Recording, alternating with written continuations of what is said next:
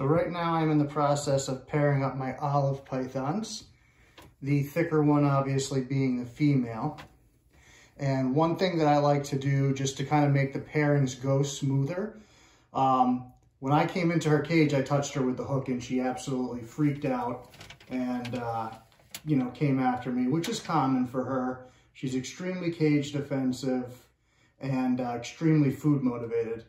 So one of the tips when I pair my olives to kind of prevent or, you know, to do the best I can to not have any issues is I pull the female out of her cage, I clean her cage, and then I introduce the two back into the cage at the same time together. So far, that's worked for me. Then I stay in here typically, depending on how the pairing goes, for anywhere from 15 minutes to an hour. Depending on the kind of behavior I see with them towards each other, I'm gonna have to pull this out in a minute. The male's coming down this way, and then here she comes behind him.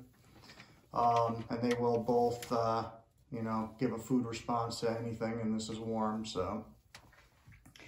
But yeah, it seems to keep them off of each other if I pair them up this way from any negative things happening. Obviously, you know, olive pythons can be cannibalistic.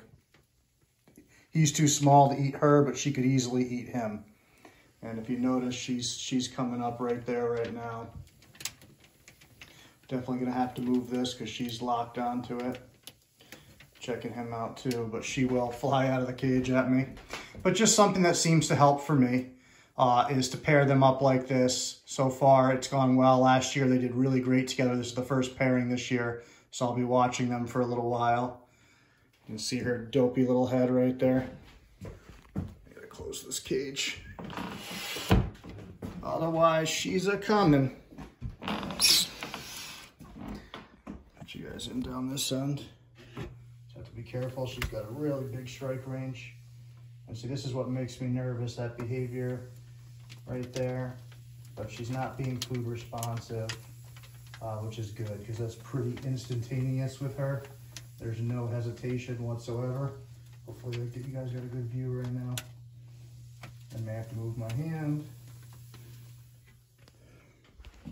Just stinks. The glass is tough to film through.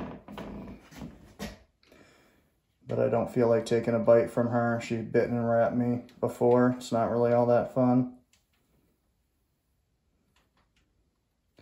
But yeah, with olives, you definitely want to observe their behavior and make sure that, you know, especially the larger one is tolerating the presence of the smaller one.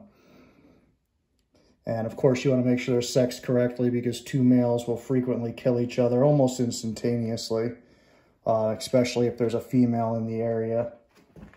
These guys are definitely sexed properly. These guys have, they bred quite a bit last year. I just didn't get anything out of her.